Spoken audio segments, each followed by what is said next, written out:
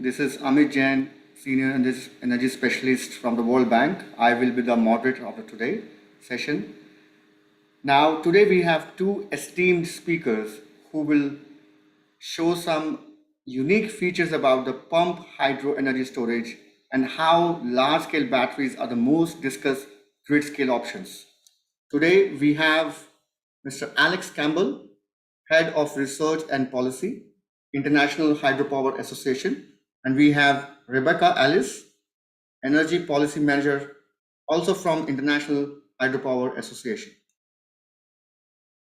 Very quickly, I think grid-scale batteries are highly efficient and have seen significantly development recently, but are generally expensive and have short lifetimes. And they are not well suited for long duration storage, so alternative technologies need to be explored. And pumped hydro is one of the big technologies which is now coming up as a bankable, as a scalable technology, which can be employed at large scale in several countries. We will learn more about this from our two esteemed speakers, and I will hand it over to Mr. Alex first. Mr. Alex, please introduce yourself and then follow up with the presentation. We will have a 15-minute Q&A after your presentation. Thank you. Thank you so much, Amit, and thank you everybody for taking the time to come along and listen to us today. We're really excited to be speaking to so many esteemed colleagues from around the world. Hopefully I've got the slides up and running on the screen. It looks like they're there, so good stuff. As Amit said, pump storage hydropower, well established, but got lots of potential globally. So we'll be very excited to speak about it today. I'll just move my slides on. So I'll start off with just a very brief moment on the IHA, who we are, and then I'll talk a little bit about the current status of pump storage hydropower globally, and then crucially about the evolving need as electricity grids are changing around the world, as I'm sure we're all very familiar with now. And then I'll hand over to Rebecca, who'll talk about a really exciting initiative that we had last year, which a huge range of stakeholders participated in, the International Forum for Pump Storage Hydropower. Then we'll have a short Q&A, and then we'll look ahead to some of the exciting developments that are happening in pump storage hydropower. And then if we've got time, maybe touch on some of those policy and financial mechanisms before finishing with some more questions.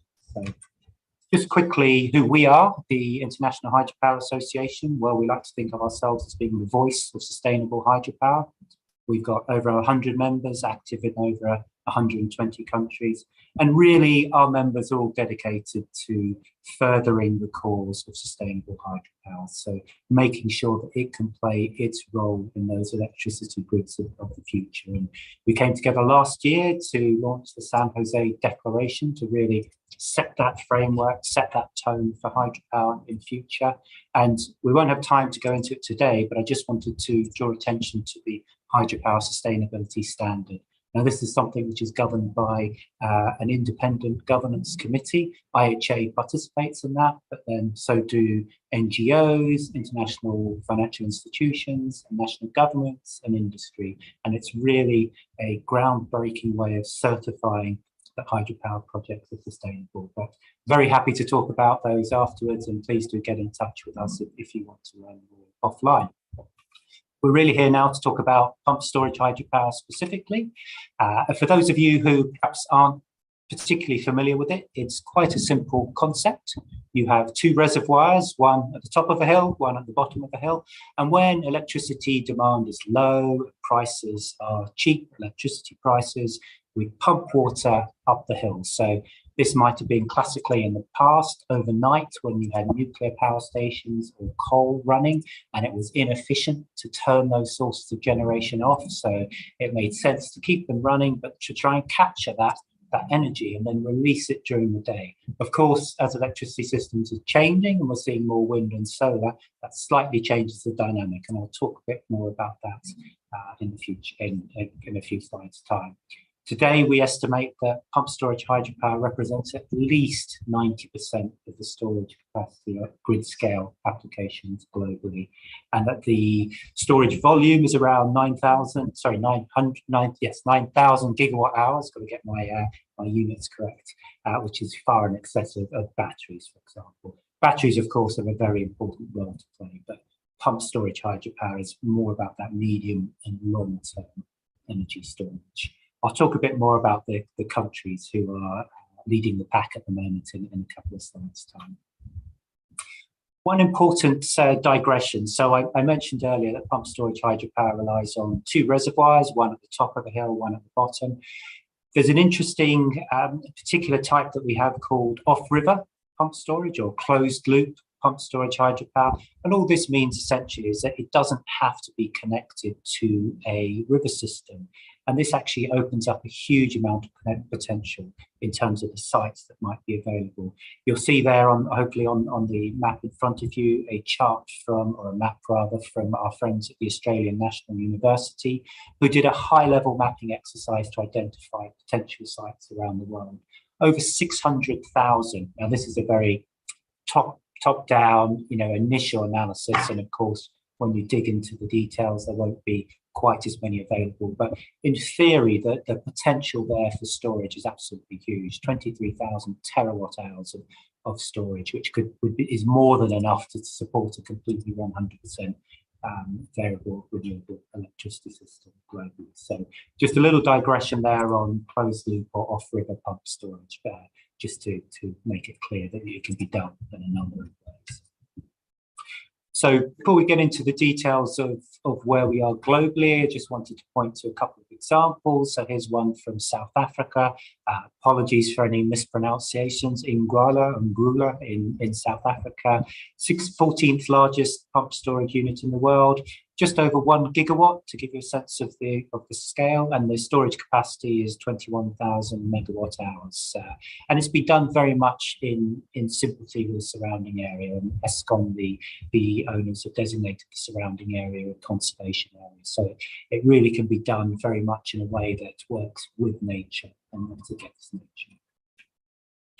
A project that's under development currently in Australia, the Snowy 2.0 pump storage hydropower, is another really big scale project. This, once complete, will be the largest storage facility in the Southern Hemisphere, can run for a number of days, delivering 2 gigawatts of output. Really important for helping Australia to keep the lights on, as it were.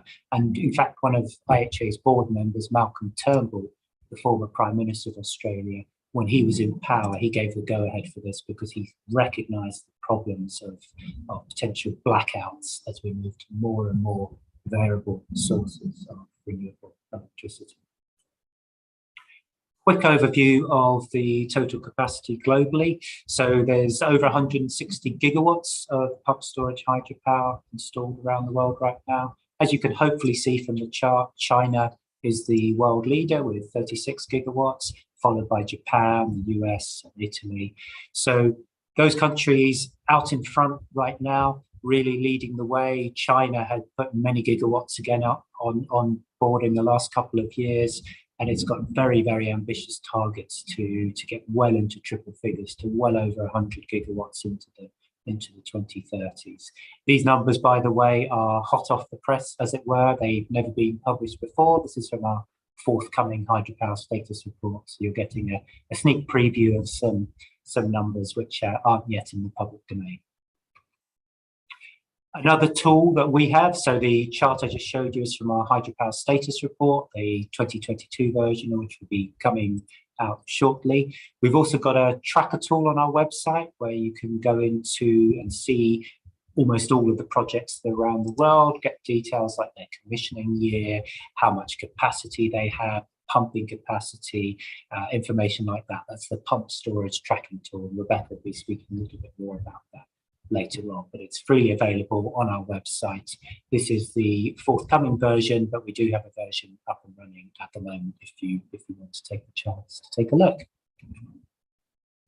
So what about the evolving need for pump storage hydropower? So I mentioned earlier that historically, and you look back at that chart and you saw Italy, Japan, the US and China having built gigawatts and gigawatts of pump storage hydropower. And that was based on, as I said, quite a simple arbitrage model. You had nuclear, and coal pumping all the time, so generating all the time. So it made sense to have something on board that will take that excess energy and then use it at night and then use it during the day. Of course, electricity systems globally are changing. We know that. We know as the population gets bigger, there'll be an increased demand for electricity. As populations get richer, they tend to increase their demand for electricity. And then, of course, absolutely crucially, we need to decarbonise. We need to decarbonise electricity grids. They're still the largest source of carbon emissions. If we're going to hit those net zero Paris climate targets by 2050, we have to dramatically change the sources of electricity generation.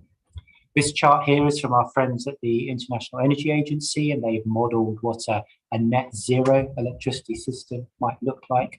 And the really crucial thing I think to see here is that if you look at the 2020 column, you'll see that unabated natural gas and coal are the primary, they form more than 50% of electricity generation.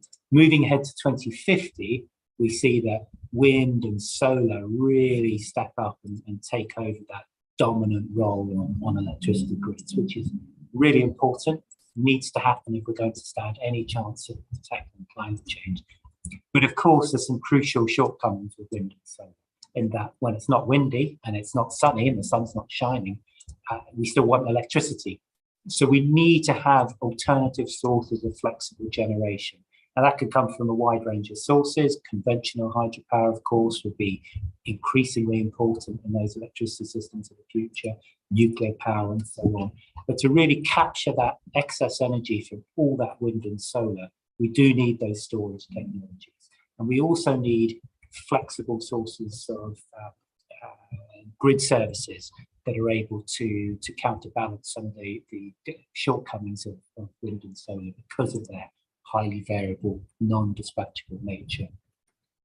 I'll just talk quickly and at a very high level. I'm not an engineer, but just to give you an illustration of some of these other needs. So this is a chart again from the International Energy Agency. And what it's showing you on the left in April 2010 is the ramping rates on a Japanese island compared to 2020 when you get far more solar on the electricity grid. What you can hopefully see from the area outlined at the bottom is that the rate at which pumped storage hydropower needs to be turned up and down, so the ramping rate, putting it up and then bringing it back down again, is vastly increased in those systems when you've got more variable renewables such as solar in this case. So really illustrating the point, you need something flexible to step in, either to turn off flexibly when you suddenly get a breakthrough in the clouds or the sun coming online, or to turn on really quickly again when the weather conditions demand that. Similarly, a slightly different type of grid service is something we call inertia. If there are engineers in the audience, I'm sure you will understand this better than I do. But conventional electricity systems, they depend on large spinning mass to hold the system frequency in place, something we call inertia. As you move away from having large spinning units on electricity grids, so getting rid of those coal units, getting rid of those gas units and replacing them with wind and solar, you still need inertia in place to make up for those times when you suddenly lose, maybe there's an electricity pylon that's gone down, or there's been an electricity strike on a substation or something. You need to have an alternative to come in and step in and provide those services. Pumped storage hydropower is one of a number of technologies that really excels at doing that. And again, here's a chart just from the International Energy Agency showing the case in India that as you get an increase in the level of renewable penetration, wind and solar, you actually see a decrease in the inertia that's available on the grid. So again, we need to make sure we've got those technologies in place. So the electricity system is changing. We need to make sure we've got flexibility and storage in place to keep those lights on, so that when we put vast amounts of wind and solar onto electricity grids, that we can make sure that citizens around the world get the electricity that they need. So you might ask yourself, well, pump storage hydropower, more than 160 gigawatts around the world already. We know there's an increased need for it. What's the problem? Why isn't it being developed even more at scale? So when we look back at where those developments have been, they've been almost entirely led by the public sector, most obviously in China, as I said before, really leading the way. And there are projects under construction around the world, and that's a good thing, and we support that. But we don't think it's happening at the scale that's needed. There doesn't seem to be the private sector investment that's happening at the scale needed. And that really is around the business models, quite classically. We've had obviously an evolution globally. Even those countries which have liberalized haven't necessarily worked out yet quite how to best support the mechanisms that need to be in place to ensure that we have those types of flexible storage systems on electricity grids around the world. So with that in mind, we came together in 2020, I think it was, and my colleague, I'm going to hand over to my colleague Rebecca now, who's going to talk to us about the International Forum on Pumped Storage Hydropower. So if you just bear with me.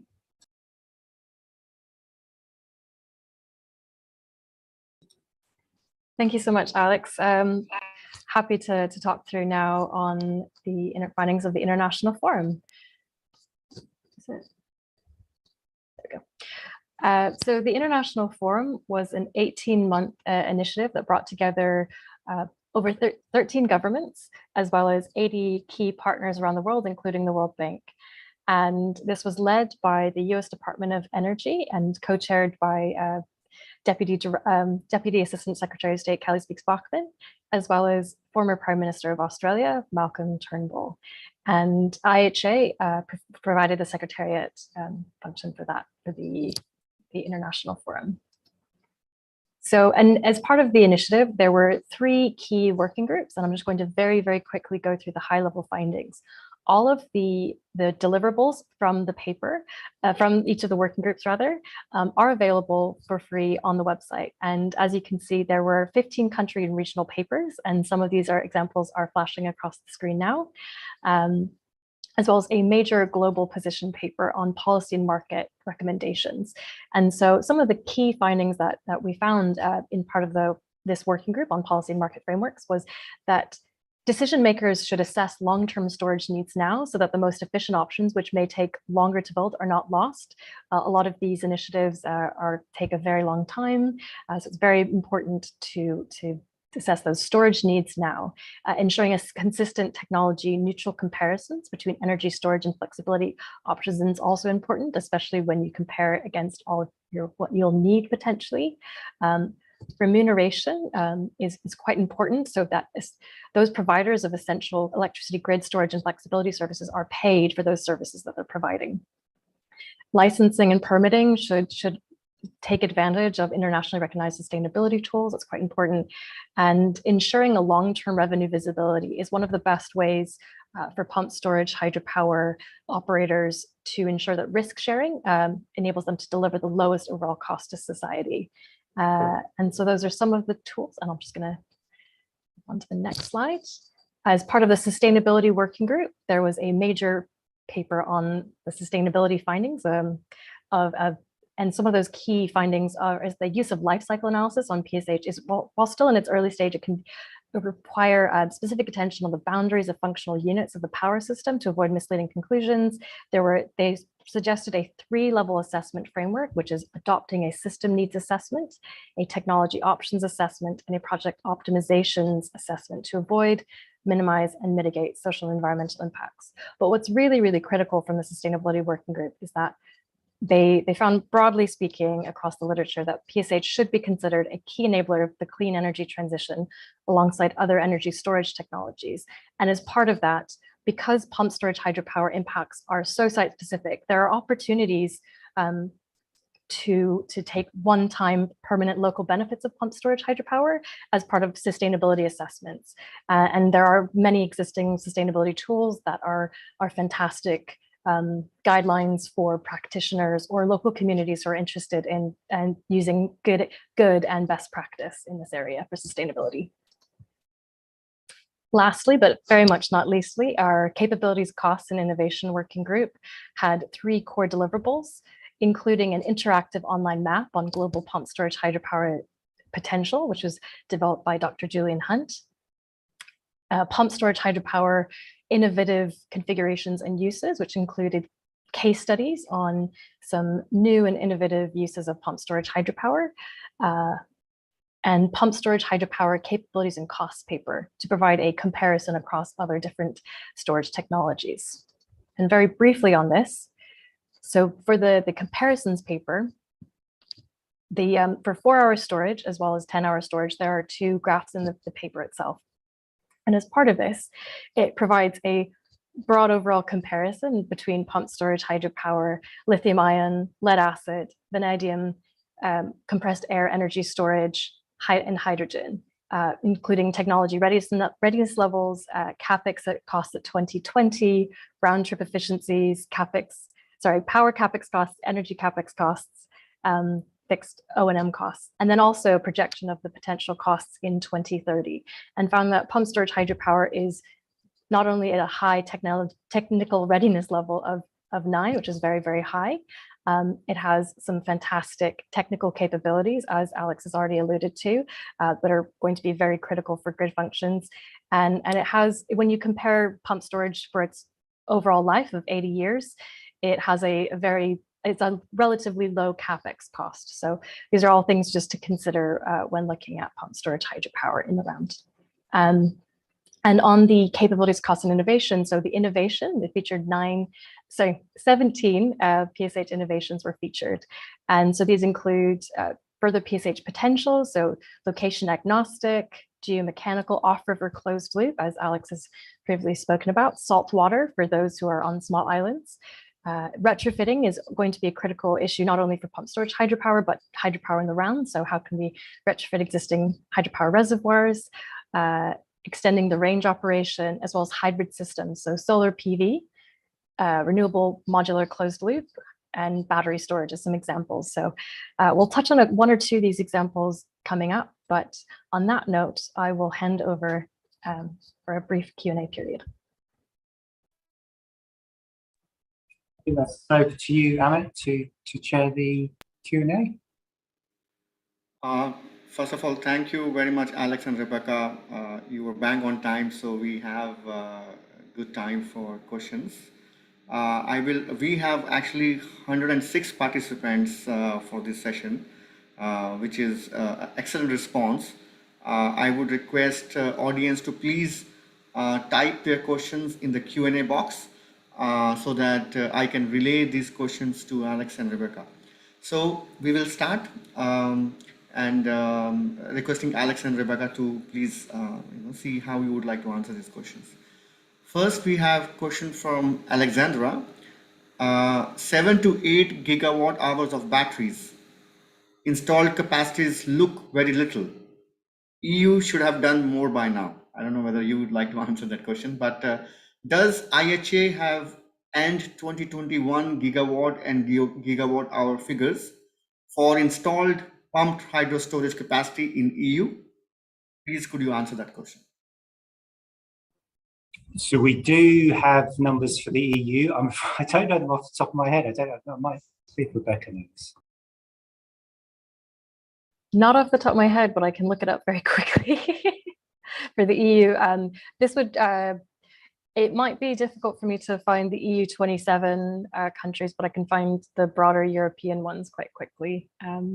But it's very important for, especially when we look about grid structures, the EU is not an island. It actually interacts quite a bit with Switzerland and Norway, who have huge amounts of hydropower installed capacity, both reservoir and pumping. So it's, when we think about the EU alone, you can't think of just the EU 27 because it's a broader grid question there. For sure, the EU has got quite significant installed capacity. If I try and go back to the slide, latest international numbers. So you can hopefully see on the slide there that Italy, Germany, Spain, France, also, I mean, straight away, the kind of 5 of the top 8 are EU, so there will be many thousands of gigawatt hours there of stored capacity. Okay. Next question is very interesting, and I also wanted to ask this question to Alex and Rebecca. Now, Mr. Mohammed Shehran Alam is saying that isn't pumped hydro alone is a sort of expensive investment? What if combined with solar and wind can actually improve grid utilization and intermittency for VREs? Now, this is a very interesting question, Alex and Rebecca, because globally, solar and wind have been revolutionizing the new power installed all across the globe. And pump hydro, as you rightly described, is a great spinning reserve. It's a great value stacking for long duration energy storage. However, there are some environment and social concerns as well. But the real question over here is, can we merge this solar, wind, and even short-term duration energy storage with the pumped hydro and synergize and get the maximum out of it? I mean, the short answer is yes, absolutely. It's we are seeing all sorts of innovations around the world. So you can have pumped storage hydropower completely standalone and connected to the grid, or you can have very localized, essentially with development sharing the same grid connection. We're seeing that in the and I'm aware of developments in Australia, for example, very much linked to wind and solar. You could have floating solar, so in places where there are real land use constraints, you can put floating solar panels on the reservoir, either with the upper or the lower reservoir, to kind of maximize the use of land and balance out the kind of the flow from either the hydro facility or the solar facility. You can even link hydropower, certainly in the conventional sense, with batteries to smooth the generation from hydropower and to reduce the wear and tear. And there's really no reason why you can't bring all those components together: pump storage together with batteries, together with solar, together with wind. It's absolutely. As ever with one of the things with hydropower, with any generation technology, but particularly with hydropower, is the site-specific constraints or benefits, and some places would be fantastically well suited to merge with solar, some with wind, some with both in some situations. Alex, may I request you to be a little bit more loud so that we can hear you more clearly? I don't know if Rebecca, if you're able to hear Alex very clearly, but I will certainly try. Is that any better? I'll try and project the voice. yes, please. Yes. Okay. So would you like me? No. Let's move on. Let's move on. Can Mr. Brian is asking, can these products be financed by selling carbon credit? Good question. I'm not aware, and I'm just turning to Rebecca, I'm not aware of any case where that's happened at the moment. Where we're seeing some of the more innovative approaches to financing it really, they can be quite. So if we contrast, say, with wind or solar with a conventional contracts for difference arrangement, where, let's say, a private sector investor in wind will put money in knowing that he or she is going to get a set price for their electricity generation. So they're incentivized to generate all the time.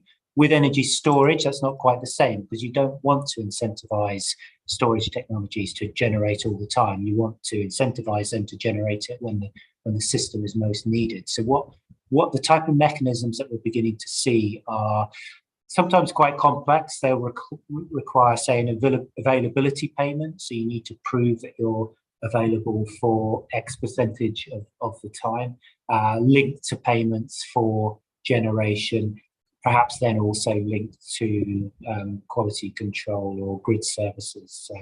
And sometimes these things can be bundled together. So again, in a kind of liberalized market, obviously it's different in in a more vertically integrated market, you might see a provider bidding into capacity markets or to those ancillary services markets that we talked about beforehand. But yeah, not aware. I'm just looking at Rebecca and she's nodding in agreement. Not aware of any. Yeah. Sorry, we're next to each other. Just on that note, in theory it could be done. I'm just not aware of any projects who have used carbon credits to finance them. But in theory, as long as it sits within either a country or a project or a company's sort of framework of what could be used for that carbon credit, then it would be fine. We're just not aware of it being done yet. But not to say it can't be done. Okay. Mr. Alva is asking, can you address the issue of inflexibility in pump mode? Are there developments giving pump mode more dispatchability and hence value in charging mode? One more question. How can the private sector play a role in the pump hydro deployments in developing countries? So in respect of flexibility, so we are seeing, in particular in Europe, there's a major European Union funded project called X-Flex Hydro. And if you search for those words, X-Flex Hydro, you'll find it. And they are really showcasing flexibility very much in pump mode and a wide range of other hydro technologies, actually. So the purpose behind the project is to look at a number of demonstrator projects, I think there's 6 in total, to say how can hydropower in general support those electricity systems of the future. But many of the demonstrator projects are for pumped hydro specifically, and including innovations in pumping mode to provide exactly that, the flexibility in the electricity systems of the future will need. Rebecca, did you want to say something about the private sector investment?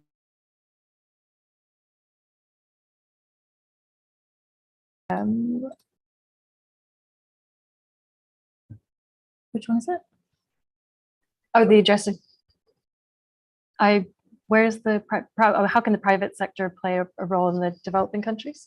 Yeah, so there's a number of ways that private sectors can play a role in developing countries. For example, there are a number of companies such as JP Morgan who provide grants and loans, or they filter in through the World Bank. I know the World Bank are a fantastic tool for developing countries to access grants and loans for their project finance.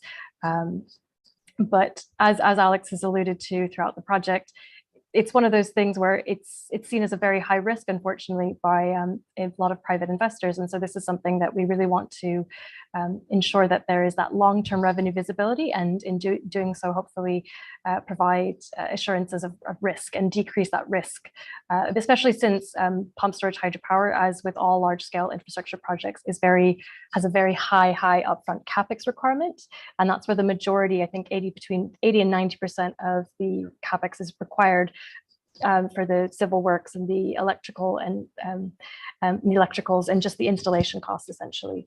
And so if we're able to create a revenue visibility thing, then hopefully we'll be able revenue visibility policy or financial mechanism, then hopefully we'll be able to see much more private finance entering the space.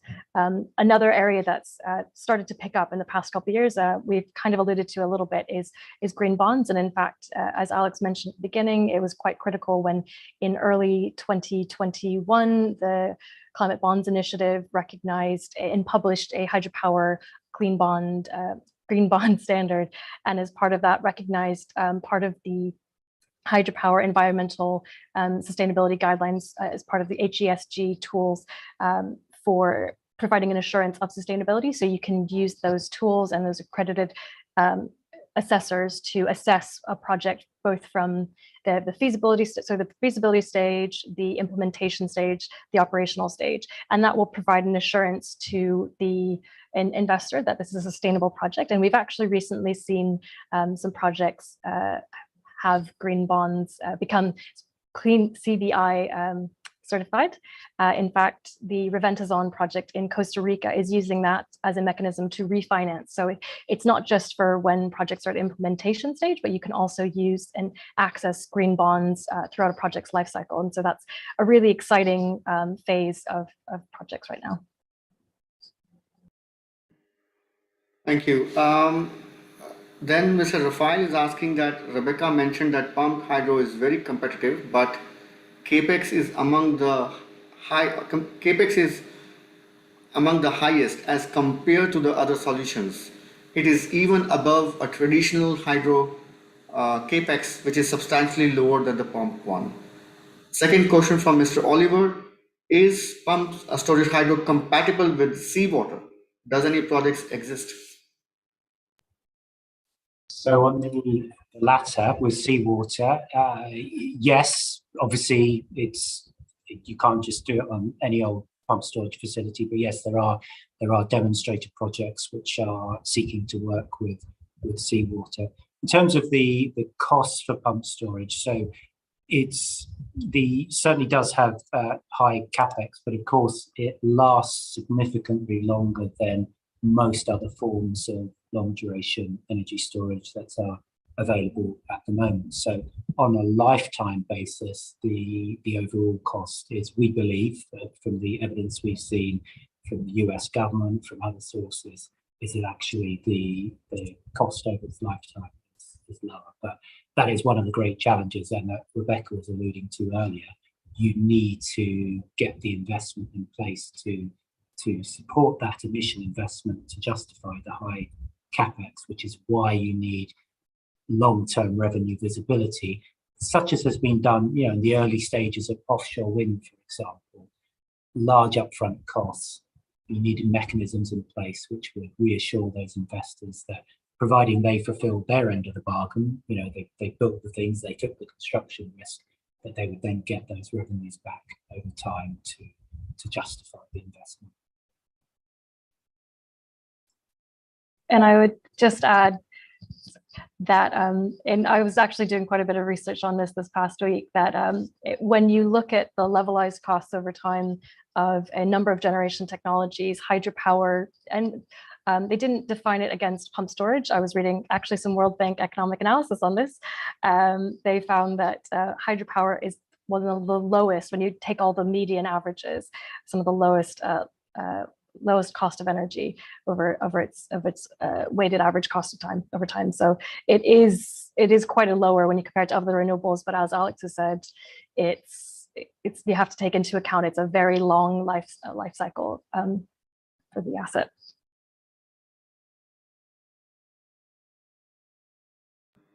Okay.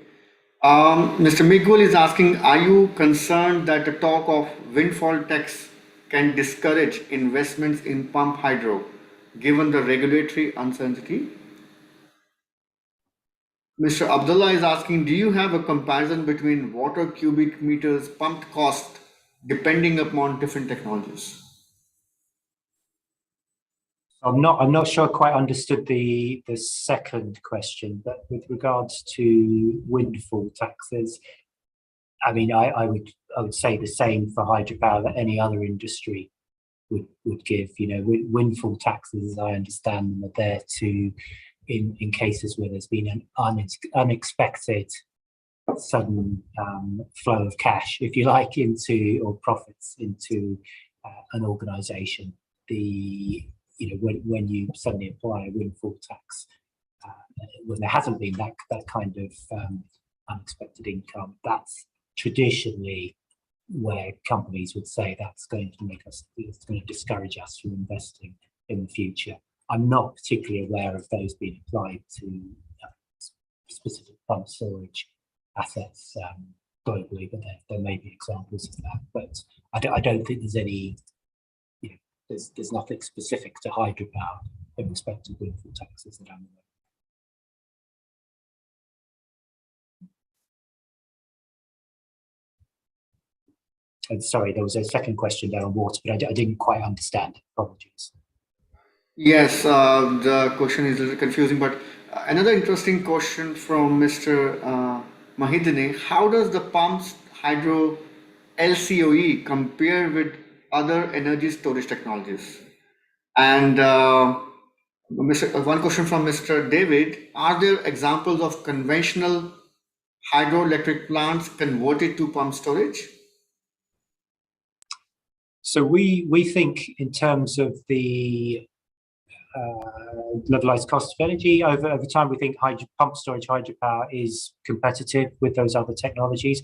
Again, it depends on the lifespan that you're looking at.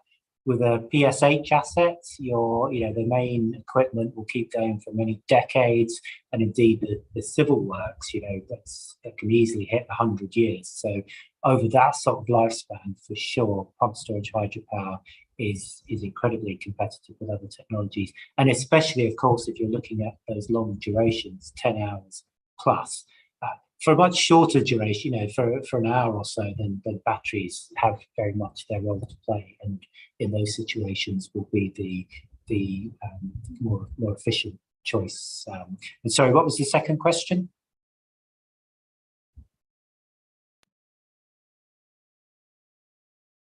Second question: are there any examples of conventional hydroelectric plants converted to pump storage? So yes, it is certainly achievable. I believe they are. I don't know them off the top of my head, unfortunately. But really, all you need for that is, again, just a second higher reservoir next to the existing facility, if need be, or indeed lower reservoir in some situations. And one of the recommendations that came out from the forum that Rebecca was talking about earlier was that we should assess existing conventional hydropower facilities for exactly that, for their ability to be hybridized, if you like, and converted into pump storage, at least part converted.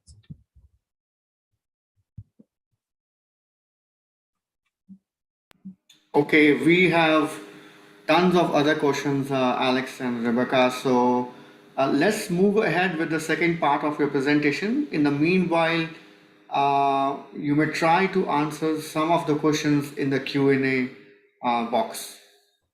All right, Okay, over to you.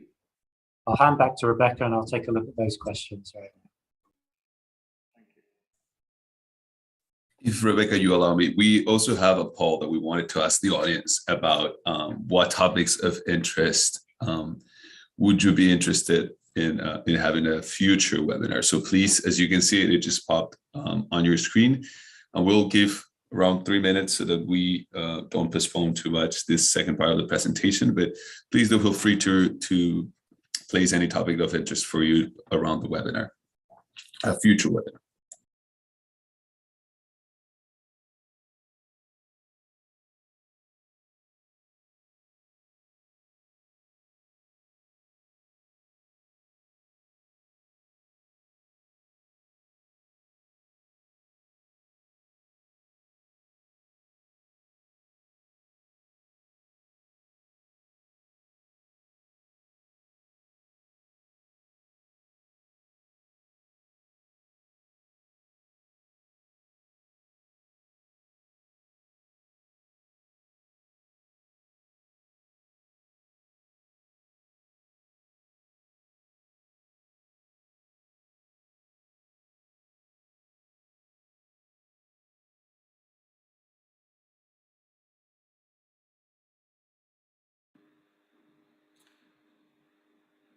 Alfredo, some of the participants are saying that no poll is showing, but however, I saw a poll box coming up. So Yes, I can confirm I saw it too. And yes, Valeria has just confirmed we have at least 12 responses. We will give around 30 seconds more for everyone to respond. If it hasn't popped in your screen, feel also free to put it in the chat. Not on the Q&A though, please, just the chat box, and we'll also consider it, your answer for the poll. Thank you.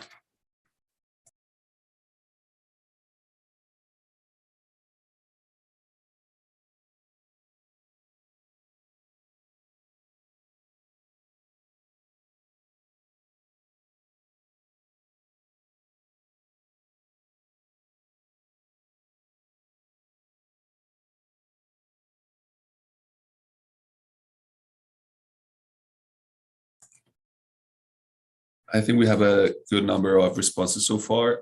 If you want to respond in the next minutes, you feel free to do it. But in the meantime, I think it's definitely better to start listening to this second part of the presentation that IHA has brought to us. Rebecca, thank you very much. Thank you so much. Just to continue onwards. So now we're going to look ahead at deployment targets and innovation. So thank you so much for those questions on innovation. As we discussed in the question and answer period, there are some fantastic resources out there, including our own working group on innovation. And I'll try and share that in the chat, so to the report shortly after, as well as I have shared the link to the XFlex project that Alex has alluded to, and we'll talk about that in a little bit more detail. But as we had previously discussed as part of the innovations working group, one of the potential ways in which you can use innovative pump storage hydropower in an innovative way is to use existing assets.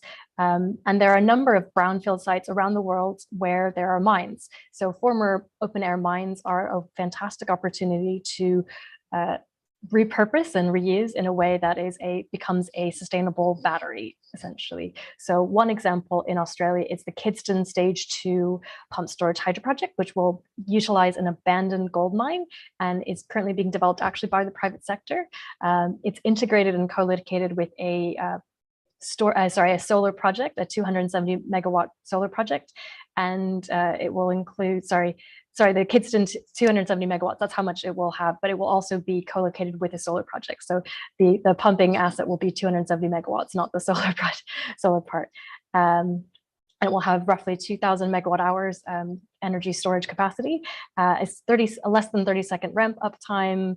And one of the questions was the max head. I'm not an engineer, so I can't specify, but in this instance, the max head height, which is the height between the two reservoirs, is 218 meters. Construction actually started in about April of 2021, and it's expected to be commissioned in 2024.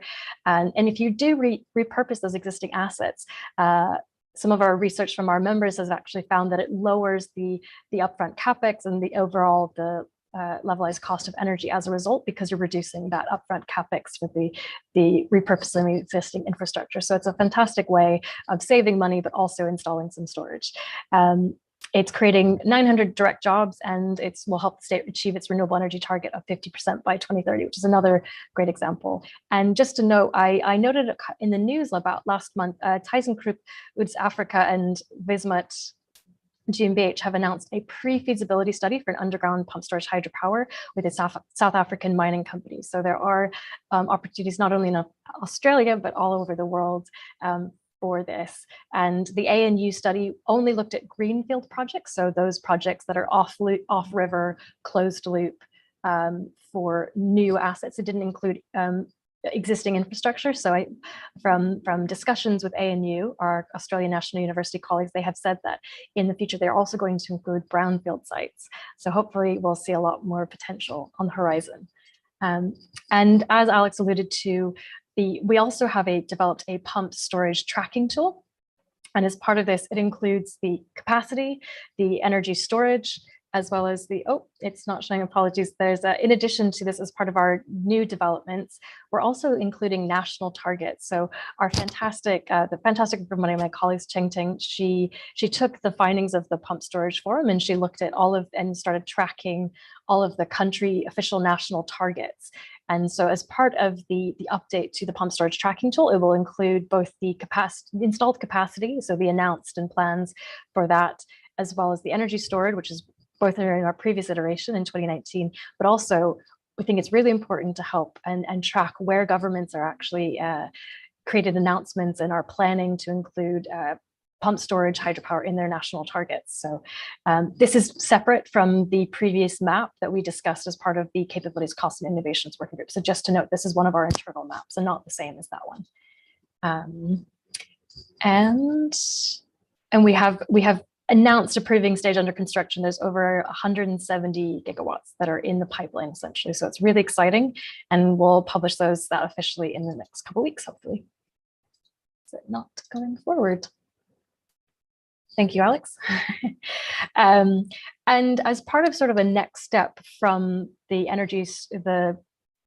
pump storage hydropower tracking of national targets, we thought it's really important to show that they're complementary. So many countries are looking at their net zero targets and specifically have created national renewable energy targets, which is fantastic. And when by this, I mean national variable renewable energy. And so they should be seen as complementary. Very much that if you're considering X amount of solar and wind, you should also be considering a certain amount of long duration, large capacity energy storage, and pump storage hydropower is a fantastic tool to integrate this. And as we've previously alluded, it has some fantastic grid services, but it's also a way to deal with one of my favorite German terms I've learned this past year is Dunkelflaut, which literally means black and lack of wind. So it's a period where there's no wind and no solar. And so it's really important that as we look to the future, we're able to integrate dispatchable renewable generation like pump storage hydropower with variable renewable energy generation. So including those targets is a really important thing, we think, and we're going to continue to track those going forward. And as we had discussed, so Xflix Hydro is a demonstration project, and it actually is a project across 6. So it will take 6 projects, and it's doing demonstration of new and innovative technologies. And you can see a very small version of that matrix down below, but the large version of it is available on the website, which is the ancillary services matrix, as well as the market services. So it's showing what these innovations can potentially provide in terms of grid services, as well as the market mechanisms it can participate in to obtain revenue from those services. And we're one of 19 project partners, and in fact, one of my colleagues was at one of the project sites last week to see a demonstration. So it's a really exciting project. And then, if we've got time, I'll quickly touch through the policy and finance mechanisms. So we at the IHA are starting to track more and more the examples of national policies that we hope to see that encourage hydropower, and specifically pump storage hydropower as well. So we're excited. India has been working, and the last I saw was in January that they had announced a draft of their pump storage hydropower policy, and the Indian government's been doing a number of initiatives on citing hydropower as a renewable source and a requirement to connect it. So it's fantastic to see national government really focusing on pump storage hydropower and hydropower more generally. China has huge energy storage targets, so they've really honed in on that as part of the 13th and 14th 5-year plans. I think the announced targets, the official ones, are, I believe, an additional 30 gigawatts by 2025, an additional 60 by 2030, but there are whispers that there are even going to be higher targets coming up from China, which is exciting. The US, they have announced tax credits and capacity market payments for hydropower and pump storage hydropower. Within the Sydney, New South Wales, in Australia, there's a long-term pull-in mechanism.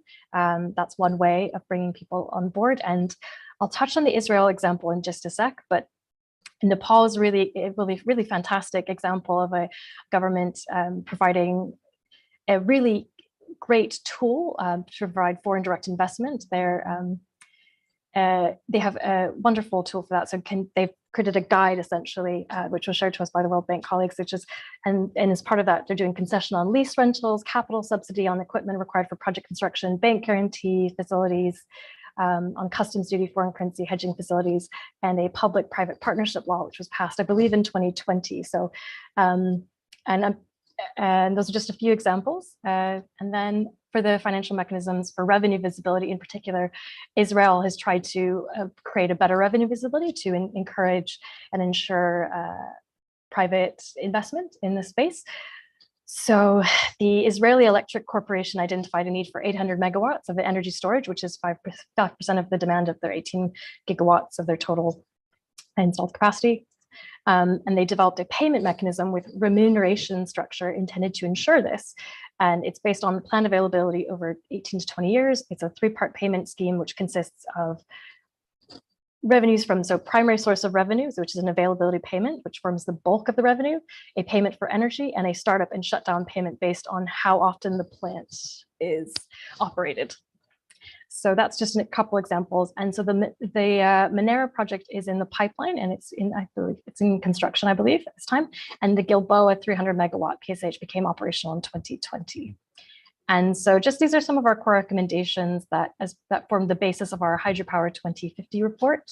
And we really think it's an important tool that decision makers can implement policy change in a number of areas to encourage hydropower investment. So finance, recognizing additional benefits of hydro, e.g. flexibility, but also it's a reservoir, so it's a fantastic way of storing water. Provide long-term visibility of revenues. Remuneration for ancillary services is really critical. In some markets, we see that curtailment is not being paid for. So avoidance of curtailment is not being paid for. So when there's high amounts of wind and solar and pump storage is taking that excess electricity off the grid, they're not being necessarily paid for. Not in all circumstances, but in some, and that's it'd be great to see those being paid for. As part of sustainability, a widespread adoption of the Hydropower sustainability standard is really critical because it shows transparency and environmental sustainable governance, good practice and best practice. Regulation, so it should be proportionate and streamlined. A license permitting processes to rapidly scale up the needed hydropower, and where possible to maximize existing infrastructure, as Alex talked about, both Greenfield and Brownfield. So where can we see existing hydropower, existing dams, existing open coal mines, aren't coal mines necessarily, but mines, to invest in modernization and assess the scope for retrofitting, because quite a bit of the world's hydropower fleet is actually aging. So it's really, really important that going forward, retrofitting is considered and started as soon as possible where needed. So that's everything. So thank you so much. And we have another question and answer period.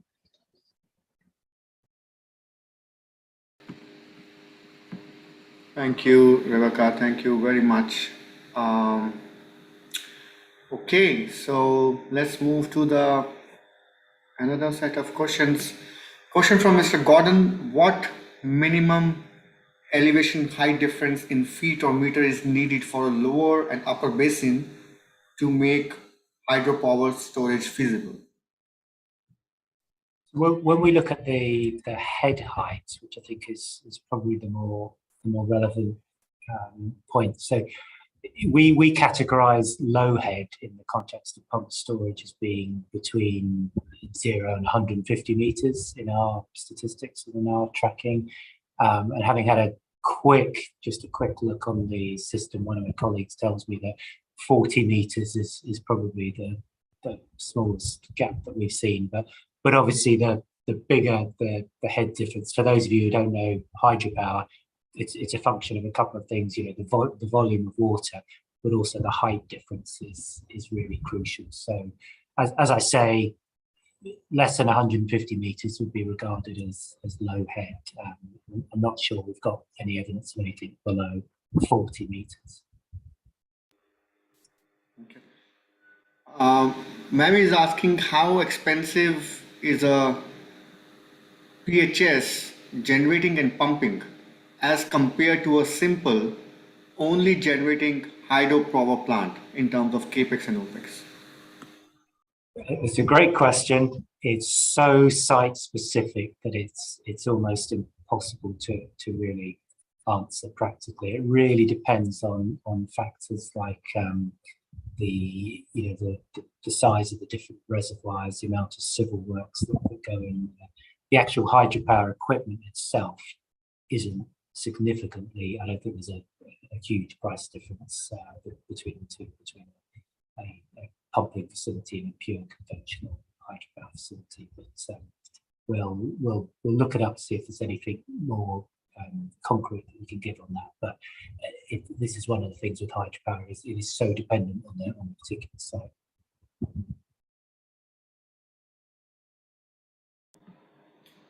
Mr. Johan is asking, what sources of funding and financing are available for the development of pump storage projects, especially Greenfield? So again, it would depend on the country, and we know, for example, the World Bank is supporting some projects. Some of the regional development banks support projects. There can be private financial support using the types of mechanisms that Rebecca was talking about previously, but again, this is coming back to our critical point.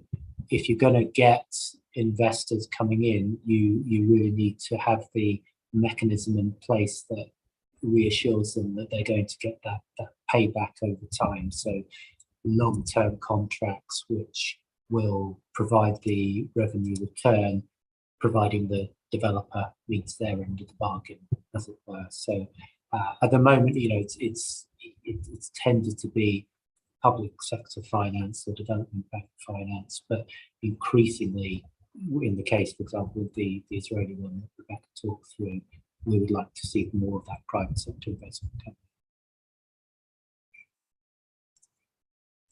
On that, sorry.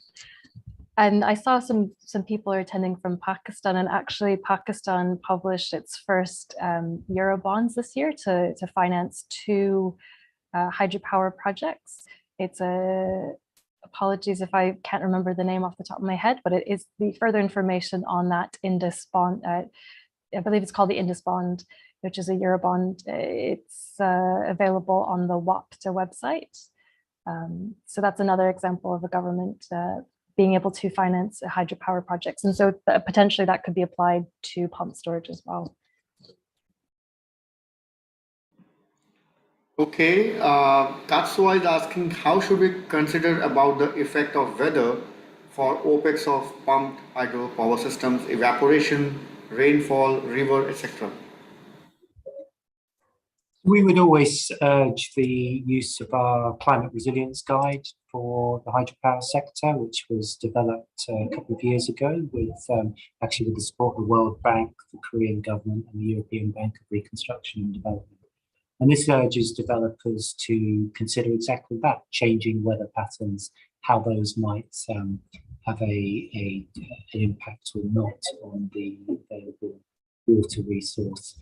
Of course, with pump storage hydropower, depending, as I spoke right at the beginning and Rebecca later on, if you do it off river, then you're not tapping into an existing water course, at least not for the day-to-day operation of the site. You will occasionally need to top up the reservoirs, precisely because of maybe groundwater, seepage into the ground, or indeed some evaporation as well. But it's less problematic with an off-river pump storage facility. But yeah, if you're concerned about the potential impact of climate change, then we'd urge tools like our climate resilience guide, so that you can properly understand the latest modelling around the very specific weather conditions that are expected, climatic conditions that are expected in the area that you're trying to develop that facility.